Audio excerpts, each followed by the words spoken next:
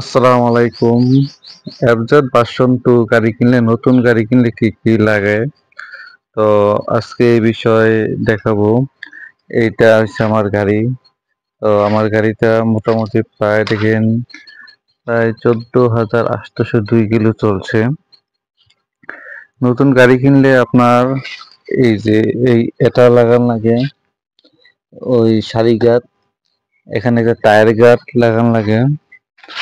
আর এই এখানে পাউডানির জন্য একটা লাগাতে হয়, কিন্তু আমি এখন লাগাই নাই।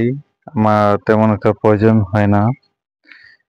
তো সামনে আপনার একটা স্টিকার লাগাতে পারেন। আর এমনিতে গাড়িটা এগুলি না লাগালেও মোটামুটি চলে, কিন্তু দেখা গেছে আপনার বর্ষাকালের জন্য একটা টায়ার গার্ড লাগাতে হয়। তবে এই গাড়িটা ইঞ্জিনটা অনেক ভালো। আপনার টান প্রায় ৮০-৯০ এর মধ্যে টানলেও আপনার ব্রেকিং অনেক ভালো, একদম খুবই স্মুথ।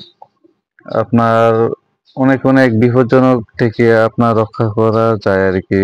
অন্য সব গাড়ির তুলনা থেকে এটা এবিএস না থাকলেও অনেকটা ভালো। ব্রেকিংটা খুবই ভালো। আর এটা সাউন্ড খুবই ভালো, খুবই সুন্দর একটা সাউন্ড।